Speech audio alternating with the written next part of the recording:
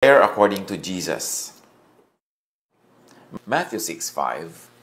And when you pray, do not be like the hypocrites, for they love to pray standing in the synagogues and on the street corners to be seen by others. Truly I tell you, they have received their reward in full. Lesson 1. Unawain. Namnamin. Do not pray in public. Pero sasabihin natin, pero di ba, nakasanayan na natin yan? Di ba ganyan ang example ng iba? Di ba ganito? Di ba? Bahala kayo. Pero si Jesus sabi niya, do not pray in public. Or, kung hindi mo maiwasan o naging kaugalian na at hindi mo matanggal-tanggal, minimize praying in public. Huwag madalas, huwag maraming beses. O kaya, minimize the public. Huwag yung sobrang dami. Kung talaga hindi maiwasan na may taong kailangan kasamang manalangin, o kaya ay may mga tao talaga dyan, huwag naman yung talagang angaw-angaw, laksa-laksa sa dami. Sinabi na kasi ni Jesus do not pray in public. And very especially, do not pray for publicity. Bakit? Magiging performance. Mababawasan ng sincerity, madadagdagan ng arte, magkakaroon kumisan ng agenda, kumisan economic agenda, kumisan social agenda or political agenda, na kunwari, prayer rally, pero yun pala, political rally. Kunwari, prayer event, pero yun pala, merong gustong pasikatin na tao, merong gustong itaas na ang other agenda aside from truthful and sincere prayer. At sa ating pag-aaral nitong mga nakaraang araw, ay sumisilip-silip tayo sa mga principles of quantum physics. Kasi very interesting. It's a tool to appreciate a lot of teachings in the Bible. It is parang a form of light that you throw into Scripture at nadadagdagan ng iyong pagkakita, pagkaunawa at pagkaningning. Ngayon, sa mga mahilig sa ganito, maganda na ating sinusuri, tinatapunan ng liwanag ng quantum physics, yung pag-unawa at pag-appreciate natin sa Scripture. Yung mga ayaw naman sa quantum physics, di wag. Mangukot na lang kayo ng butong pakwan habang dumadaan tayo sa konting analysis ng quantum physics, o kaya ay uminom kayo ng tubig kung ayaw nyong pakinggan. Pero, bakit hindi? Because the sciences are from God. Knowledge is from God. At sa pag-gumagamit tayo ng mga scientific principles sa pag-appreciate ng Scripture, actually, nadidiscover lang at ginagamit natin yung dati ng kaalaman na Diyos mismo ang nagbigay at nagtakda. Ngayon pa lang natin kuminsan nakikita. So sa pag-aaral natin ngayon ng prayer according to Jesus, paminsan-minsan ay may mga titingnan tayong konting principles of quantum physics at hindi na natin yan ipapaliwanag. Total, hindi naman talaga tayo quantum physicist. Kundi, babanggitin ko lang para sa mga nakaka-appreciate ng quantum physics, mas madagdagan yung ating tools in appreciating Scripture. Okay? Sa quantum physics, praying publicly could be a destruction of what quantum physics calls observation. The observer effect is dependent on the amount of observation. When the observer's capacity increased, in other words, when the level of observation went up, the interference weakened. In contrast, when it was reduced and the observation slackened, the interference increased. So, nakakagulo pag may ibang tao. Nakakabawas ng concentration. In fact, baka hindi ka pa nga makakonsentrate sa tunay na diwa ng prayer kasi ang concentration mo is on saying the right things, saying impressive things, or saying what the people expect. So, kuminsan, nagiging abala yan sa tunay na power and force of prayer. At sa mga mahilig sa publicity or public prayer, publicity is the only reward. May reward naman yung publicity. Kung may napala ka doon, kung napala mo yung human agenda or yung social or political agenda or whatever agenda, yun na yung reward mo. Huwag ka na maghanap ng iba pa. Sabi ng easy-to-read version, the truth is, that's all the reward they will get. Matthew 6:6. But when you pray, go into your room, close the door, and pray to your Father who is unseen. Then your Father, who sees what is done in secret, will reward you. Ang pinag-uusapan dito, background nitong Matthew 6 na to, yung mga mahilig mag-pray sa public, sa mga synagogue, sa mga street corners to be seen by men. Sabi ni Jesus, eto ang tinuturo ko sa inyo sa prayer, get out of that public place. When you pray, go into your room. So, pinapaalis ka muna ni Jesus sa public place. At pag nandun ka na sa private place, dun sa room, sabi pa niya, close the door. So, it's not enough that you went into a private space, sinigurado mo pang talagang napag-iisa ka, walang makakagulo sa'yo, at walang makakagambala, isasara mo pa ang pinto. Yung iba naman namimiloso po, paano kung walang room? Paano kung walang pinto?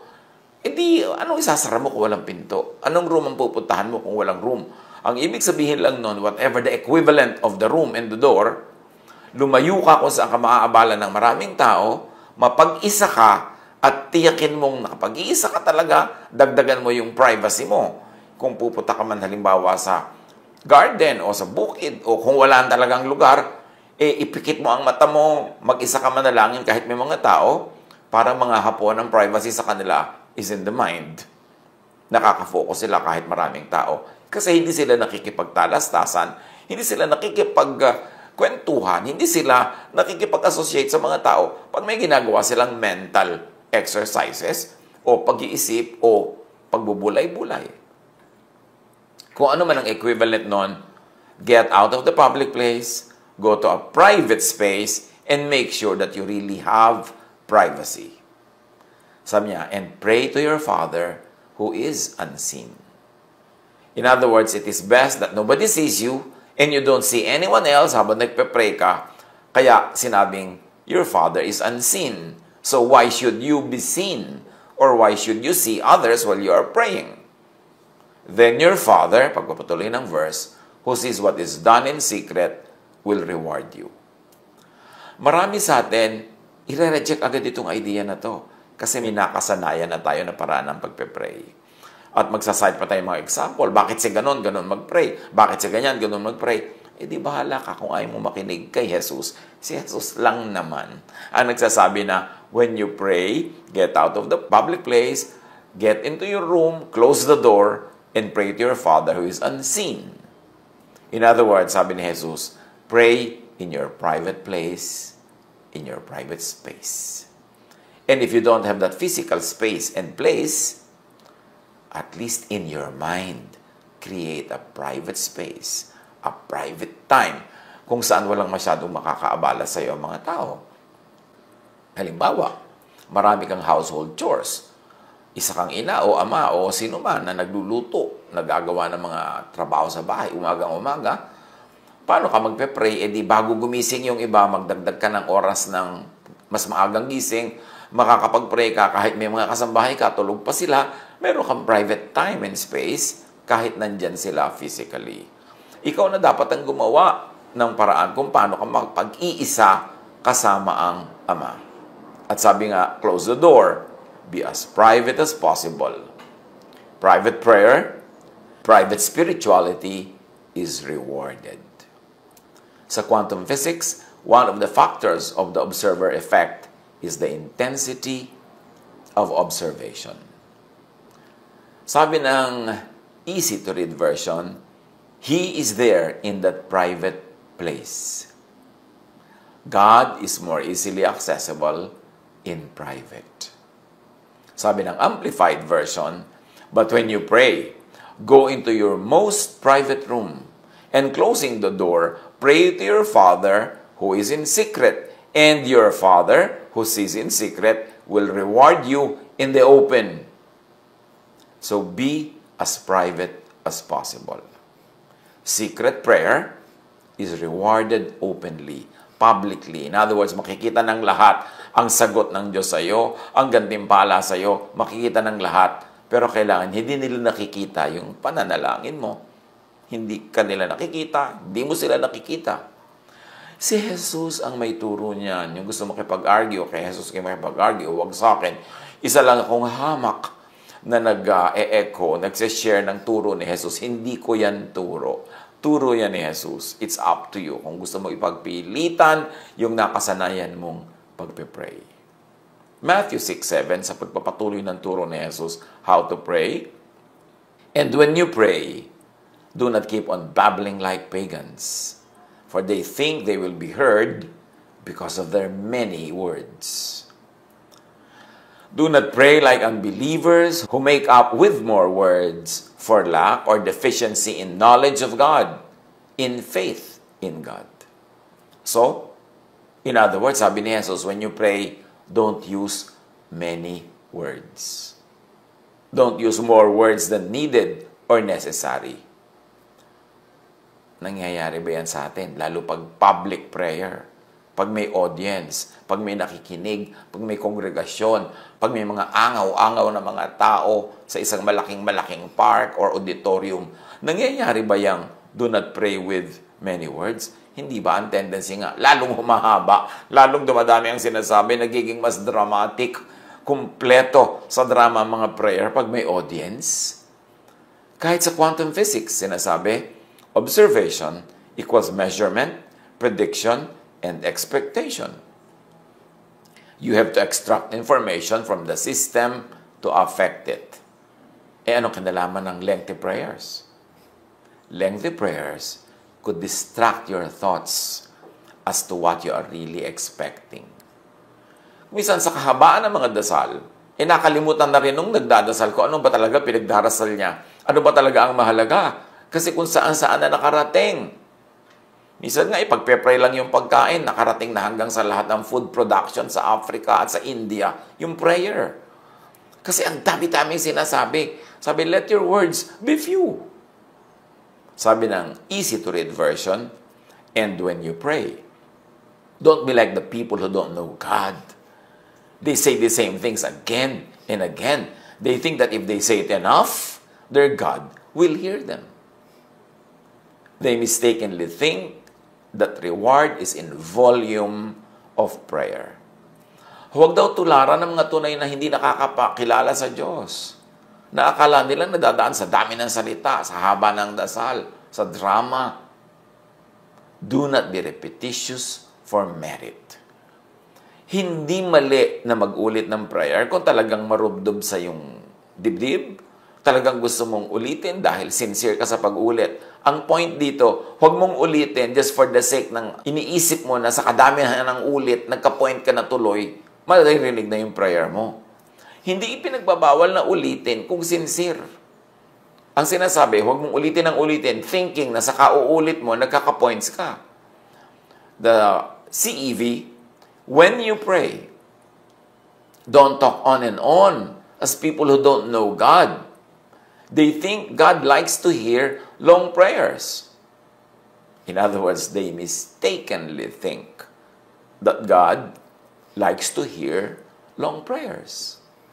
God doesn't. So do not make long prayers. Pag ipinilit mo pa rin yan, ay kay Jesus ka na lamang makipag-uusap. Kasi siya ang may sabi niyan, hindi naman ako, inuulit ko lang. In other words, make short prayers. How do you make short prayers? Pwedeng use short sentences, use short words, use less words. Sino bang may sabi na kailangan mo mag-pray in complete sentences?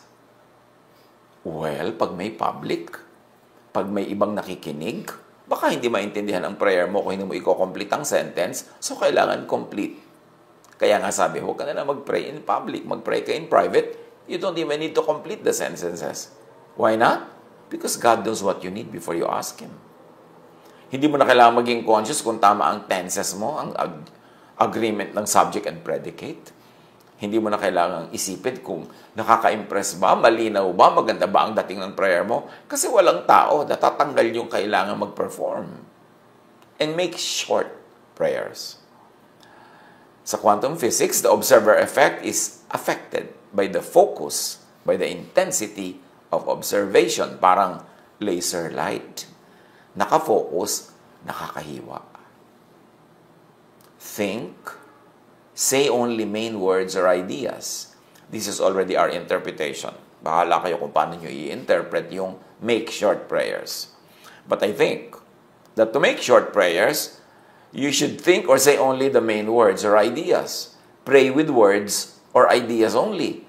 Not even with phrases, not with sentences, and definitely not with paragraphs.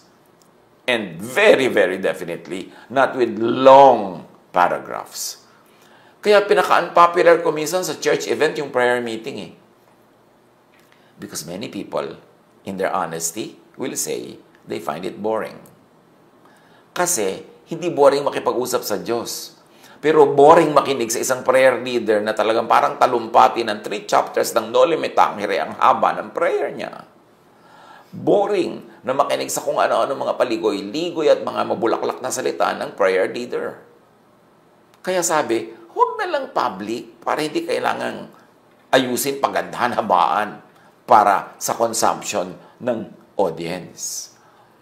Sa quantum physics, sinasabi in quantum mechanics, the observer and the system being observed became mysteriously linked so that the results of any observation seem to be determined in part by actual choices made by the observer. Choices equals measurement, prediction, expectation, and action. Sabi ng Matthew 6:8, do not be like them. Si Jesus ang nagsasabi nito ha. Sabi niya, huwag kayong maging katulad ng mga unbelievers pagka nagpe-pray na ang dami-daming salita, pinaparami, paulit-ulit. They think they will have points by making lengthy prayers. Do not be like them. For your Father knows what you need before you ask Him. Anong ibig sabihin nito? That your Father knows what you need before you ask Him. Do not pray to inform God. Kasi alam na ng God. So kung magpe-pray ka, Lord, ang nanay ko po nasa ospital. Kailangan niya po ng blood type B. Kailangan niya po ng pera pambayad. Ang tatay ko po hirap na sa paghahanap buhay. Kami po ay walang makain. Wala po kaming pera na pambayad. Yan ang sasabihin sa'yo ng Diyos. Hindi ko pa ba alam yan? Bakit sinasabi mo pa sa akin? Why are you informing me? Hindi ba all-knowing ako? Bakit nga ba natin sinasabi lahat yon? Para maintindihan ng mga prayer people na kasama natin. Actually, ang pinatatamaan o sinasabihan natin at pinagtutungkulan ng ganong mga kung ano-anong bulaklak ng dila, yung mga taong nakikinig para maintindihan nila kung ano yung pinagpe-pray natin. Kaya mawawala yung ganong element. Pagka nagpe-pray ka mag-isa, hindi mo na kailangan i-inform ang God kasi alam na niya. Ano nilang natira sa prayer? Kung hindi mo i-inform ang God kasi alam na niya. Tapos iiksian mo, hindi mo papaulit-ulitin for points. Sabi ng quantum physics law, yung law of superimposition, all possible outcomes of the system are superimposed into each other. Observation will force the system into one definite outcome. So God knows all the possibilities already. You just have to pick which one you want to manifest. Alam ng Diyos ang sitwasyon. Alam ng Diyos ang lahat ng pwedeng kahinatnan ng anumang gawin mo. So, piliin mo sa prayer kung anong kahihinatnan ang pinakagusto mo at yun ang sabihin mo sa Diyos. Go straight to the point, walang maraming bulaklak, hindi mo na siya kailangang i-inform at hindi mo kailangang ulit-ulitin at hindi mo kailangan ng long paragraphs, long sentences kasi alam na niya. Ang kailangan lang sa isip mo, sa puso mo, sabihin mo sa Kanya, kailangan maging thought. At yung thought mas clear, mas focused kung konti lang ang words. Hindi pagkarami-raming dekorasyon. In other words, God already laid out all the possibilities.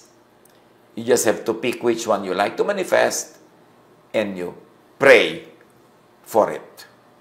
You tell God about it. Magkaroon ng correspondence ang iyong mind with the mind of God, ang iyong spirit with the Spirit of God, connected with a few words. Powerful words, focused words, walang distraction, walang nakakagulo, walang ibang tao, walang kailangan pagpaliwanagan, napaka-sincere, powerful. It will ensure that your prayer is heard. So, Pag tinanggal mo lang yung pag-inform sa Diyos, pagbibigay sa Kanya ng news at kung ano-ano mga details, talagang kumonti na yung prayer mo. At mas konti, mas focused, mas effective, mas powerful. Pag bulay-bulayan, basahin in private itong Matthew 6, 5-8. Pag-isipan kung paano mo i-apply sa iyong buhay, paano mo ito gagawin sa iyo, yung application. At sigurado ang prayer natin mas magiging kaibig-ibig sa Diyos at magiging mas kapakipakinabang para sa atin. God bless us all.